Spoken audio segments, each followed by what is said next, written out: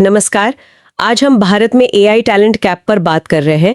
एक चौंकाने वाला आंकड़ा है कि हर 10 जेनरेटिव एआई जॉब्स के लिए मार्केट में सिर्फ एक ही क्वालिफाइड इंजीनियर मिल रहा है। हाँ, ये वाकई में सोचने वाली बात है। और ये भी कहा जा रहा है कि 2027 तक करीब 23 लाख नए एआई नौकरियां होंगी, पर स्किल्ड लोग वो शायद सिर्फ 10 लाख के आसपास हों। बिल्कुल। तो आज की हमारी बातचीत इसी मुद्दे को समझने पर रहेगी, खासकर उनके लिए जो एआई में करियर बनाना चाहते हैं या फिर एआई को अपने काम में बेहतर तरीके से इस्तेमाल करना सीखना चाहते हैं। सही कहा आपने। और देखिए, यहाँ जो मुख्य बात समझनी है वो ये कि कमी नौकरियों की नहीं है, कमी है मतलब सही स्किल्स वाले लोगों की। अच्छा। और ये जो सोर्स मटेरियल है ये दो मेन रास्तों की बात करता है। एक है एआई बनाने वाले, जिन्हें हम एआई बिल्डर्स कह सकते हैं। ठीक है। और दूसरे हैं एआई इस्तेमाल करने वाले, यानी एआई ऑपरेटर्स। अच्छा, तो ये दो अलग अलग तरह के रोल हुए।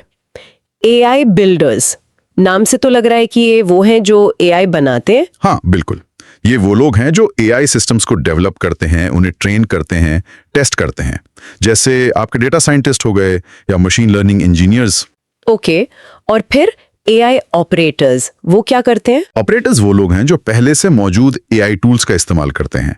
मतलब जैसे चैट जीपीटी है या जेमिनी, इनका इस्तेमाल करके वो अपना काम आसान बनाते हैं या बेहतर करते हैं। हाँ, जैसे कौन लोग हो सकते हैं ये? जैसे कि कंटेंट क्रिएटर्स हो सकते हैं, मार्केटर्स हो सकते हैं, और भी कई प्रोफेशनल्स जो अपने काम में एआई की मदद ले रहे हैं। समझ गई। तो जैसा कि वो शुरुआती आंकड़े बता रहे थे, एआई बिल्डर्स की डिमांड तो फिर बहुत ज्यादा होगी। हाँ, बहुत ज्यादा।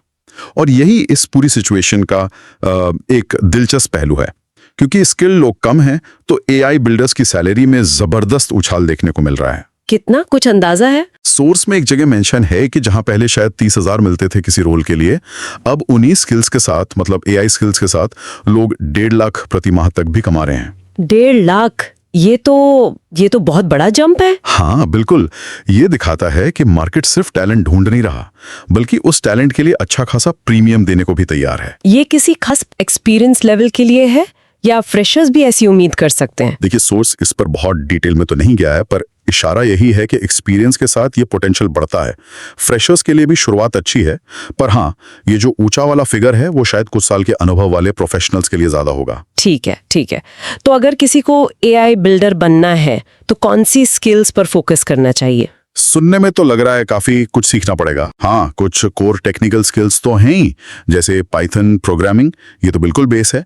और पाइथन की लाइब्रेरीज जैसे पांडास डेटा एनालिसिस के लिए, और मैटप्लॉटलिब वो डेटा विजुअलाइजेशन के लिए। ओके, पाइथन और उसकी लाइब्रेरीज। और फिर स्टैटिस्टिक्स की अच्छी समझ होनी चाहिए, मतलब मैथ्स वाला पार्ट, मशीन लर्निंग के कॉन्सेप्ट्स जैसे सुपरवाइज्ड अनसुपरवाइज्ड लर्निंग, और डीप लर्निंग जिसमें न्यूरल नेटवर्क्स वगैरह आते हैं।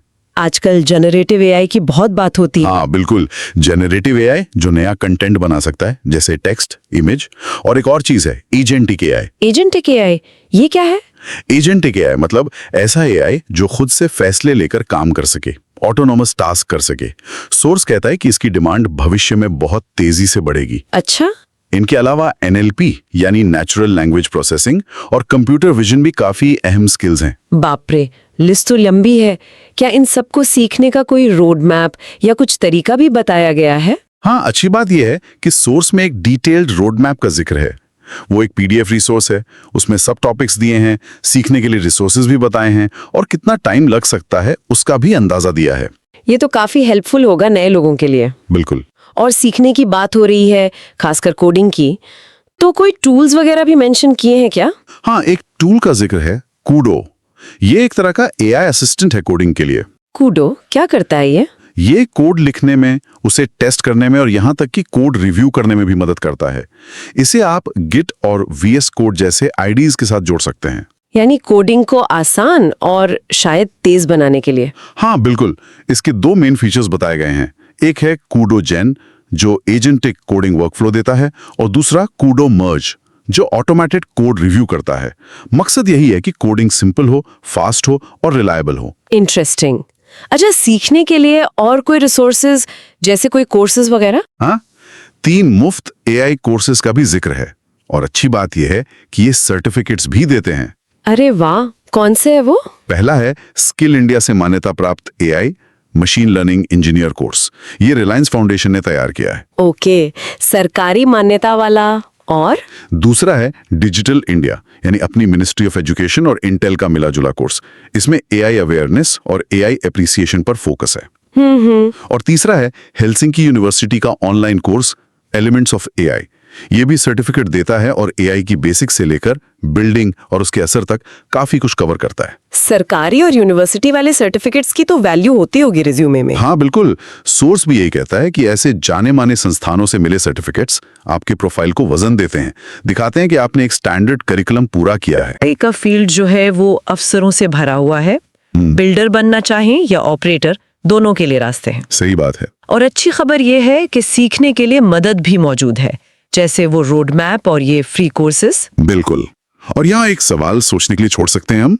हाँ, जैसे जैसे एआई हमारी रोजमर्रा की जिंदगी में और हर इंडस्ट्री में घुसता जा रहा है, फ्यूचर में से कौन से नई जॉब रोल्स आ सकते हैं जिनके बारे में हम आज सोच भी नहीं सकते। ये तो सोचने वाली बात है। हाँ, मतलब ये कि आने वाले टाइम में एआई स्किल्स शायद सिर्फ एक ऑप्शन ना रहें, बल्कि एक जरूरत बन जाएं।